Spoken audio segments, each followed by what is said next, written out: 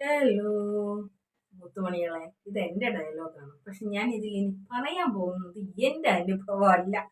അതായത് എന്നെ എല്ലാവരും അപമാനിക്കുന്നു, എന്നെ അവിഹിതം പറയുന്നു. എടാ, ഞാൻ എന്തൊരു തെറ്റ് ചെയ്തത്? എന്നെ ഇങ്ങനെ അവിഹിതം പറയാൻ വേണ്ടിയിട്ട് ഞാൻ ഒരാളെ സ്നേഹിച്ചതാണ് ആ തെറ്റ്. ഞാൻ ഒരാളെ സ്നേഹിച്ച് അയാളെ എടുത്തതാണ് ആ തെറ്റ്. എടുത്തതല്ല തെറ്റ്, ആ എടുത്ത മുതല് ആരതാണ്, എടുത്ത രീതി ഏതാണ്? മലപ്പുറത്തുള്ള ഏതോ ജുമൈലയുടെ ഭർത്താവിനെയാണ് എടുത്തിരിക്കുന്നത്. അതും അവൾ ഏതോ കാലത്ത് പിന്നെ എന്റെ കുടുംബം നോക്കുന്നില്ല, എന്റെ ഭർത്താവ് എന്റെ മോനെ നോക്കുന്നില്ല എന്ന് സങ്കടം പറയാൻ വിളിച്ചതാണ് ഇവള്. അയ്യോ, അത് പറയണ്ട. ഇത് അവിഹിത കഥയാണാടെ. ഇത് അവിഹിത കഥയാണ്. എല്ലാവരും എന്നെ അവിഹിതം പറയുന്നു. ഞാനിപ്പോ വീണ്ടും പ്രഗ്നന്റ് ആണ്. അത് അറാമിലുള്ളതൊന്നുമല്ല. അത് അറാമിലുള്ളതല്ലേ അല്ലേ. എടെ, നിങ്ങൾ കാണുന്നില്ലേ ഞാൻ തുമ്മുന്നതും തൂറുന്നതും തുപ്പുന്നതും എല്ലാം ഞാൻ യൂട്യൂബിലിടും. പക്ഷെ എന്റെ നിക്കാഹ് നിങ്ങൾ കണ്ടതല്ലേ, എന്റെ നിക്കാഹ് നടന്നിട്ടില്ല എന്ന് ആരോടും പറയല്ലേടെ. പക്ഷെ എന്റെ കുഞ്ഞ് ഹലാലിലുണ്ടായതാണ്. പക്ഷെ എന്റെ നിക്കാഹ് നിങ്ങളൊന്നും കണ്ടില്ലല്ലേ. അയ്യോ, എന്നെ എല്ലാവരും അവിഹിതം പറയുന്നത്. എന്ത് തെറ്റാണ് ഞാൻ ചെയ്തത്? നിങ്ങളൊന്ന് ആലോചിച്ചു നോക്കണം. എൻ്റെ ആദ്യത്തെ കല്യാണം കഴിഞ്ഞ് എനിക്ക് അവൻ തീരെ ഇഷ്ടപ്പെട്ടിട്ടില്ലാടെ. അവനാണെങ്കിൽ അവൻ്റെ ഉമ്മ പറയണ കാര്യം മാത്രമേ കേൾക്കൂ. തെമ്മാടി. കല്യാണം കഴിച്ച ഒരു പെണ്ണിനെ സ്വീകരിച്ചു കഴിഞ്ഞാൽ ആ പെണ്ണ് പറയുന്നതല്ലാതെ വേറൊരു കാര്യം കേൾക്കാൻ വേണ്ടിയിട്ട് പാടില്ല. ഞാൻ വളരെ കഷ്ടപ്പെട്ടു, ബുദ്ധിമുട്ടി അവൻ്റെ ഉമ്മാനെ കുറിച്ച് ഈ ഉള്ളത് ഇല്ലാത്തതും എല്ലാം അവൻ്റെ അടുത്ത് പറയായിരുന്നു. അവൻ തെമ്മാടി. ഞാൻ പറയണത് വിശ്വസിക്കൂല, അവന്റെ ഉമ്മ പറയണത് മാത്രമേ വിശ്വസിക്കൂ.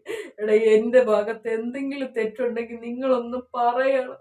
ഞാൻ അവന്റെ അടുത്ത് ചെല്ലണ തലാക്കെന്ന് പറഞ്ഞു. അവൻ കള്ളും കുടിച്ച് ബോധമില്ലാതെ തലാക്ക് ചൊല്ലി. അല്ല മക്കളെ, ഈ തലാക്ക് ചൊല്ലുമ്പോ സ്വബോധം വേണമെന്നൊരു ഇത് കണ്ടീഷൻ എങ്ങാണ്ട് ഉണ്ടോ എന്ന് എനിക്കറിയാൻ പാടില്ല. എന്തെങ്കിലും ആവട്ടെ, അവസാനം അവൻ തലാക്ക് ചൊല്ലി. ഭാഗ്യം എങ്ങനെയെങ്കിലും കഴിച്ചിലായി എന്ന് പറഞ്ഞുകൊണ്ട് ഞാൻ പോയി വേറൊരു ഇക്കാനെ സംഘടിപ്പിക്കാൻ വേണ്ടിയിട്ട് എൻ്റെ തന്തിയാൻ്റെ അടുത്ത് തന്നെ ഞാൻ പറഞ്ഞു, വാപ്പാ കണ്ണുപൊട്ടനായാലും വേണ്ടൂല വാപ്പ, പക്ഷെ എനിക്ക് തിളപ്പിന്റെ അസുഖമുണ്ട് വാപ്പാ എന്ന് പറഞ്ഞപ്പോഴത്തേക്ക് വാപ്പ കണ്ണുപൊട്ടനൊന്നും അല്ലാത്ത ഒരു ഗൾഫുകാരനെ നോക്കി. ഈ ഗൾഫുകാരനുണ്ടല്ലോ, വല്ലാത്ത സ്മെല്ലാണടേ, വല്ലാത്ത സ്മെല്ല്. ആദ്യ രാത്രി വീട്ടിന്റെ അകത്ത് ആ റൂമിന്റെ അകത്ത് കയറിയപ്പോ തന്നെ ഇവന്റെ നാറ്റം എനിക്ക് സഹിക്കാൻ വയ്യായിരുന്നു. അവസാനം ഞാൻ അവനെ കൊണ്ട് വല്ല വിധേന എന്റെ കുഞ്ഞിനെ പീഡിപ്പിച്ച് എന്ന് പറഞ്ഞുകൊണ്ട് കേസൊക്കെ കൊണ്ടുവന്ന് കൊടുത്തിട്ടുണ്ടായിരുന്നു. പക്ഷെ അതൊന്നും വലിച്ചൊന്നും ഇല്ല. എന്തായാലും അവനെ കൊണ്ട് അങ്ങനെ ഒരു കാര്യം പറഞ്ഞ് ഞാൻ ചല്ലടതലാക്കുന്ന അവനെ കൊണ്ട് ഞാൻ പറയിപ്പിച്ചു. ഭാഗ്യം കഴിച്ചിലാക്കി. ഈ സമയത്ത് ഞാൻ വേറെ ഒന്നും ചെയ്തില്ല. എന്തിനാണ് ഇവനെ തലാക്ക് ചെല്ലാൻ വേണ്ടിട്ട് പറഞ്ഞെന്നറിയാം. വളരെ കഷ്ടപ്പെട്ട് ബുദ്ധിമുട്ടി പിന്നെ ഫേസ്ബുക്ക് വഴി ഒരു ഇക്കാനെ കണ്ടുപിടിച്ച് വെച്ചിട്ടുണ്ടായിരുന്നു. അവസാനം ഇപ്പൊ എനിക്ക് പറയാൻ, ഈ മൂന്നാമത്തെ ഇക്കാനെയും ഞാൻ വീട്ടിൽ വിളിച്ചു വരുത്തിയതൊക്കെ സാഹസികമായിട്ടായിരുന്നു. വളരെ സാഹസികമായിട്ട് അവസാനം കല്യാണമൊക്കെ കഴിഞ്ഞ് കുറച്ച് നാൾ കഴിഞ്ഞപ്പോഴത്തേക്ക് അവനും എന്നെ സഹിക്കാൻ വയ്യായിരുന്നടേ. അവസാനം അവൻ എന്നെ കളഞ്ഞിട്ട് പോയി. എന്നെ കളഞ്ഞിട്ട് പോണതിലൊന്നും എനിക്ക് വിഷയമില്ല. ഇവര് വേറെ കല്യാണം കഴിച്ച എനിക്ക് താങ്ങൂലടെ. ഇവന്മാരൊക്കെ പോയിട്ട് വേറെ കല്യാണം കഴിച്ചു. ആദ്യത്തെ ഭർത്താവ് വേറെ കല്യാണം കഴിച്ചു. ഞാൻ വിടുവോ? അവന്റെ ഭാര്യയുടെ നമ്പർ തപ്പി പിടിച്ച് ഞാൻ അവരടുത്ത് സംസാരിച്ച് അവന്റെയൊക്കെ കുടുംബം ഞാൻ കൊഞ്ഞാട്ടിറക്കി. രണ്ടാമത്തെ ഭർത്താവ് ഒന്നാമത് കല്യാണം കഴിച്ച്, രണ്ടാമത് കല്യാണം കഴിച്ച്, ഒന്നാം കിളി, രണ്ടാം കിളി, മൂന്നാം കിളി, എല്ലാ കിളികളെയും ഞാൻ കോണ്ടാക്ട് ചെയ്തിട്ടുണ്ടായിരുന്നു. 3 ജീവിതവും ഞാൻ കഞ്ഞാട്ടാക്കി. ഇപ്പൊ ഓന് 4ാമത് കല്യാണം കഴിച്ചിട്ടുണ്ട്. ഞാൻ പഠിച്ച പണി 18 നോക്കി ആളുടെ നമ്പർ തപ്പാൻ വേണ്ടിയിട്ട്. വേണ്ട, എന്നാലും ഞാൻ കണ്ടെത്തും മോനെ. 3ാമത്തെ ഭർത്താവ് പാവം, അങ്ങേര് പോയി തൂങ്ങിച്ചത്ത്. അങ്ങേരെ ഭാര്യയുടെ നമ്പരും ഞാൻ തപ്പി പിടിച്ചെടുത്തിട്ടുണ്ടായിരുന്നു. എന്തായാലും അവന് മനസ്സിന് കട്ടി വളരെ കുറവായിരുന്നത് കൊണ്ട് അവൻ പോയി തൂങ്ങിച്ചത്തടെ. ചത്ത് എന്ന് പറയാൻ പാടില്ല, പക്ഷെ അതാണ് അവളുടെ സ്ലാങ്. എന്തായാലും ഇപ്പൊ പുതിയൊരു കഥയുമായിട്ട് വന്നിട്ടുണ്ട്. ഒന്നാമത്തെ കല്യാണത്തിലെ ഭർത്താവ് രണ്ടാമത്തെ വിവാഹം തകർത്ത്, രണ്ടാമത്തെ വിവാഹത്തിലെ ഭർത്താവ് മൂന്നാമത്തെ ജീവിതം തകർത്ത്, മൂന്നാമത്തവനാണെങ്കിൽ പിന്നെ നാലാമത്തവന്റെ ജീവിതം തകർക്കാനുള്ള ഒരു ടൈമൊന്നും കിട്ടിയില്ല. അവൻ പോയി അവന്റെ കാര്യം നോക്കി അവൻ ഈ ഭൂമിയിൽ നിന്ന് തന്നെ, ഈ ഭൂലോകത്ത് നിന്ന് തന്നെ ഇല്ലാതായി. അതുകൊണ്ട് നമ്മളിപ്പൊ പറഞ്ഞുണ്ടാക്കും, എന്തായാലും ഈ നാലാമത്തവനെ ഞാൻ അടിച്ചോട്ടിക്കും. എനിക്കിവനെ തീരെ പിടിക്കുന്നില്ലാടെ, എനിക്കിവനെ തീരെ പിടിക്കുന്നില്ല.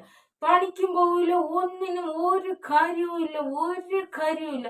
എങ്ങനെയെങ്കിലും ഈ വയറ്റിലാക്കണം എന്നുള്ള ഒരാഗ്രഹം സഫലമായിട്ടുണ്ട്. എൻ്റെ വയറ്റിലാക്കണം എന്നുള്ള ആഗ്രഹം സഫലമായിട്ടുള്ള സ്ഥിതിക്ക് തന്നെ ഈ നാലാമത്തവനെ എങ്ങനെയെങ്കിലും എനിക്കൊന്ന് ഒഴിവാക്കണം. അപ്പോഴാണ് ഞാൻ ഇങ്ങനെ ആലോചിച്ച് ഈ മൂന്നാമത്തവന്റെ തലയിലിടാമെന്ന് നോക്കുമ്പോൾ മൂന്നാമത്തവൻ ഇല്ല. അങ്ങനെയാണെങ്കിൽ പിന്നെ ഒന്നാമത്തവന്റെ തലയിലിടാം. എങ്ങനെയായാലും ഇവനെയും ഞാൻ അടിച്ചോട്ടിക്കും. കാരണം എൻ്റെ ഉദ്ദേശം എന്ന് പറയുന്നത് കുറേ സോഡാക്കുപ്പി പോലത്തെ മക്കളെ കൊണ്ടുവന്ന് എനിക്കാരുമില്ല, എനിക്കാരുമില്ല. കച്ചിമാരെ, കാക്കച്ചിമാരെ, എൻ്റെ കാക്കച്ചിമാരാരെങ്കിലും കേൾക്കണുണ്ടോ? എനിക്കാരുമില്ല എന്ന് പറഞ്ഞ് നിലവിളിച്ചിട്ട് ഈ മക്കളെ കാണിച്ചുകൊണ്ട് എനിക്ക് കാക്കച്ചിമാരുടെ മനസ്സിലൊരു ഇടം നേടണം. കൂടി വന്നാൽ ഈ കാക്കച്ചിമാരുടെ പോക്കറ്റിൻ്റെ അകത്ത് കൈയിട്ടിട്ട് എനിക്ക് എടുക്കണം. എന്നിട്ട് ഇനി ഒരു പുതിയ കാക്കച്ചീനെ, എനിക്ക് വെറൈറ്റി എന്ന് പറയുന്നത് ഭയങ്കര ഇഷ്ടമാണ്. എന്തായാലും ഒന്ന് പ്രസവിച്ചു കഴിഞ്ഞാൽ പിന്നെയും അവൻ്റെ കൂടെ തന്നെ ജീവിക്കാൻ എന്നെ കൊണ്ട് പറ്റൂല. ഇത്രയൊക്കെ മാത്രമാണ് ഞാൻ ചെയ്തിട്ടുള്ളത്, ഇതിലും കൂടുതലൊന്നും ഞാൻ ചെയ്തിട്ടില്ല. എന്നിട്ടും എന്നെ ആളുകൾ അവിഹിതക്കാരി എന്ന് വിളിക്കും, എന്നെ അപമാനിക്കുന്നു. ഇതൊക്കെ നിങ്ങളടുത്ത് പടച്ച തമ്പുരാൻ ചോദിക്കണേ, പടച്ച തമ്പുരാൻ ചോദിക്കും. ഇതിലും കൂടുതൽ എനിക്കിനി പറയാനില്ല. എനിക്കാണെങ്കിൽ പിന്നെ ഈ ഡ്രസ്സ് മാറ്റുന്ന പോലെ ആണുങ്ങളെ മാറ്റിക്കൊണ്ടേയിരിക്കണം. എടാ, ഒരു ജീവിതം തിരഞ്ഞെടുക്കണത് തെറ്റാണ്. ഒരു ജീവിതം തിരഞ്ഞെടുക്കണത്, ആ തിരഞ്ഞെടുത്തത് വല്ലവളുടെയും ജീവിതം ആണെങ്കിൽ പിന്നെ അത് തെറ്റാണെന്ന് നിങ്ങൾ പറയരുത്. കാരണം നമ്മൾ ഹലാലിലുണ്ടായത് മാത്രമേ ചെയ്യുള്ളൂ. നമ്മൾ ഒരു തെറ്റും ചെയ്തിട്ടില്ല. നിങ്ങളിത് വിശ്വസിക്കണം മക്കളെ, വിശ്വസിക്കണം. എന്നെ കൊണ്ട് വയ്യ. ഇനി ഒരാളിനെ എനിക്ക് തപ്പിയേ പറ്റൂ. കാരണം എനിക്കിതിലുള്ള ഫാന്റസിയൊക്കെ തീർന്ന്, എനിക്കിതിലുള്ള കൗതുകമൊക്കെ കഴിഞ്ഞ് കാലമാണ്, കറ കാലമാണ്. ഇത് പ്രസവിച്ച് എണീറ്റ് കഴിഞ്ഞിട്ട് വേണം എനിക്കിനി പുതിയതിലോട്ട് ചാടാൻ. പുതിയ ഏതിക്കാനെയാണ് പിടിക്കേണ്ടത്? ഓ എൻ്റെ കാക്കച്ചിമാരെ, കട്ട വെയിറ്റിങ്ങിലാണല്ലേ. ഞാൻ വരുന്നുണ്ട്, ഇപ്പം ഞാൻ വരണുണ്ട്. എല്ലാം അവിടെ ഇപ്പം ഞാൻ വരണുണ്ട്. നിങ്ങൾ ആരെങ്കിലും അറിഞ്ഞായിരുന്നു മക്കളെ? ചക്ക എനിക്ക് ഭയങ്കര ഇഷ്ടമാണ് മക്കളെ. എനിക്ക് യാക്കാണ്, എനിക്ക് യാക്കാണ്. ഞാൻ പ്രഗ്നന്റ് ആണ്. ഞാൻ എവിടെയെങ്കിലും വീണ് തല ഇറങ്ങി ഒന്ന് വീണാലുണ്ടല്ലോ, എല്ലാത്തിനെയും ഞാൻ അകത്താക്കും. എനിക്ക് ആരെങ്കിലും ചക്ക കൊറിയർ അയക്കോ? എനിക്ക് യാക്കാണ്. ചക്ക ആരെങ്കിലും വീട്ടിലുണ്ടെങ്കിൽ കൊറിയർ അയക്കോ? ഏതോ ഇക്കാക്കിൻ്റെ ഒക്കെ വീട്ടിൽ ചക്ക ഉണ്ടെന്ന് ഞാൻ മുമ്പ് കേട്ടിട്ടുണ്ട്. ചക്ക എനിക്ക് കൊറിയർ അയക്കുവോ അയക്കൂലേ പറ, അല്ലെങ്കിൽ നിന്റെയൊക്കെ ജീവിതം ഞാൻ തകർക്കും. നിന്റെയൊക്കെ ജീവിതം ഞാൻ തകർത്തിട്ട് അതിൻ്റെ അകത്ത് കയറി ഞാൻ ഓംകാര നടനം ആടിടുവേൻ. ഓ എനിക്ക് കാര്യം അല്ല, ആരുടെയൊക്കെ പേരിൽ കേസ് കൊടുക്കാൻ പോണെന്നോ, കേസ് കൊടുത്തെന്നോ, കേസ് കൊടുത്തില്ലെന്നോ എന്തൊക്കെയോ പറയാനുണ്ടായിരുന്നു. മുമ്പ് ഇതേപോലെ പിന്നെ എൻ്റെ ഒരു സുഹൃത്തിൻ്റെ വീട്ടിൽ പോകും, എൻ്റെ ഒരു സുഹൃത്തിൻ്റെ ജീവിതം തകർക്കും എന്നൊക്കെ പറഞ്ഞും കൊണ്ട് ഈ തലയ്ക്ക് വെളിവില്ലാത്ത സാധനവും പിന്നെ വേറെ ഒരു സാധനവും കൂടിയൊക്കെ കയറിപ്പോയിട്ടുണ്ടായിരുന്നു.